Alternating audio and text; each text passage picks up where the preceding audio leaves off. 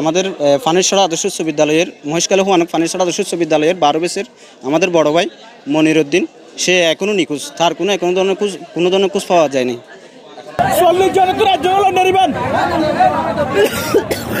লামাই দাও 40 জন তো এই দিনভরে নিতে যাবে রাত করে নিতে যাবে।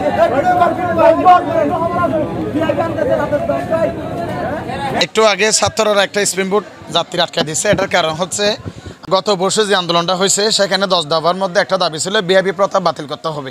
তো ইতিমধ্যে আপনারা খবর পেয়েছেন কিছুক্ষণ আগে বাকখালী মোহনায় গামবোট থেকে কয়েকজন যাত্রী পড়ে গেছে। খুবই রিস্ক, একটা মানে সাগর অবস্থা খুব খারাপ। তো আমরা এখানে এসে দেখতে পাচ্ছি একটু আগেই একজন যাত্রী নিয়ে একটা স্পিডবোট আছে। তো ওনার থেকে জিজ্ঞেস করলাম 6টার পরে তো স্পিডবোট চলার কোনো নিয়ম নাই, আপনাকে নিয়ে কী জন্য আসছে? উনি বলতেছে আমি মানে বিশেষ ফাওয়ার দেখাচ্ছে। তা উনি নিজেকে ডাক্তার দাবি করতেছে, সে যেই হোক, সে ডাক্তার হোক বা উচ্চপদস্থ কোনো কর্মকর্তা হোক, এটা তো ছাত্রদের দেখার ব্যাপার না বা সাধারণ জনগণের দেখার বিষয় না। আমার কথা হচ্ছে সরকারি নিয়ম হচ্ছে 6টা থেকে 6টা বা সকাল 7টা থেকে সন্ধ্যা 6টা। তো উনি এই মুহূর্তে যদি আলাদা বিশেষ সুবিধা নিয়ে স্পিডবোট আসতে পারে তাহলে সাধারণ নাগরিক কেন এই সুবিধাটা পাবে না? আমরা বা ছাত্ররা এই স্পিডবোটটা আটকেছে যে উনি এই 6 নম্বর ঘাটে নামতে পারবেন, ওনাকে আবার মহেশখালী ঘাটে দিয়ে আসতে হবে।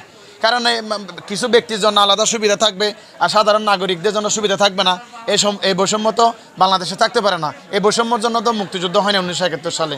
সেজন্য আমরা আন্দোলন করছি এই বিআইপি প্রথা বাতিল করতে হবে। আমি আসলে 2টা পায়ে আমার ভাঙা, এই জন্য আমি ভিড়ের মধ্যে আসতে পারি না।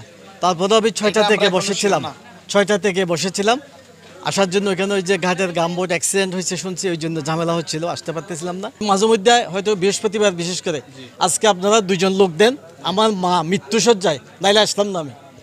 এই জন্য আমি ঝুঁকি নিয়ে আসছি, কারণ আমি শুনছি অ্যাক্সিডেন্ট হয়েছে। তারপরে আমি ঝুঁকি নিয়ে পাঠিয়েছি আমার মায়ের কারণে। লাইফ জ্যাকেট ওরা যেগুলো আছে ভিতরে এগুলো পরা যায় না, নোংরা। এটা আমি নিজে ইউজ করে, নিজে পার্সোনাল ইউজ করে আমি নিজে সবসময় করি, কারণ আমি সাঁতার দিতে পারি না, 2টা পায়ে ভাঙা, এই কারণে। এখন লাইফ জ্যাকেট এটা আসলে আমি বলবো লাইফ জ্যাকেট কিন্তু আমাদের দেখছিলাম যে আগে টিএনও সাহেব উদ্যোগ নিয়ে সব বোটে দিছিল, কিন্তু মানুষরাও ইউজ করতে চায় না, আর এরাও নিচে রেখে দেয়, নোংরা হয়ে যায়। এই জন্য নোংরা জিনিসগুলো তো পরা যায় না, একটা সমস্যা। কিন্তু লাইফ জ্যাকেট খুবই দরকার। আসলে আমি তো সবসময় আসি না, তবে দেখি যাত্রী ওরাও নেই, মানুষও উঠে যায়, যে ক্যাপাসিটির বাইরে 25 জন বা 30 জন যে ক্যাপাসিটিটা মানা হয় না, এটা বাড়তে উঠে, এটা ঠিক। এখানে আপনার অ্যাক্সিডেন্ট আজকে না, অনেকবার এরকম অ্যাক্সিডেন্ট হচ্ছে।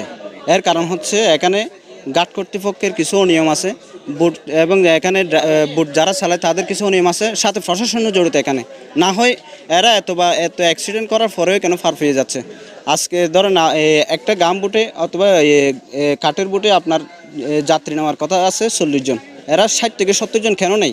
আর এতজন মানুষ নেই, তাও আবার ঘাট কর্তৃপক্ষের সামনে তারা কেন কিছু বলে না? কারণ তাদেরকে 100-200 টাকা দিলে এরা কি হয়ে যায়, চুপ হয়ে যায়, এবং ঘাটে বুটের ড্রাইভারদেরকে সুযোগ দেয়।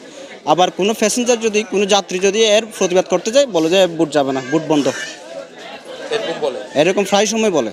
ওখানে আমাদের পরিচিত আমাদের ফানেরছড়া আদর্শ উচ্চ বিদ্যালয়ের মহেশখালী হুয়ানক ফানেরছড়া আদর্শ উচ্চ বিদ্যালয়ের 12 বেসের আমাদের বড় ভাই মনির উদ্দিন, সে এখনও নিখোঁজ। তার কোনো ধরনের খোঁজ পাওয়া যায়নি।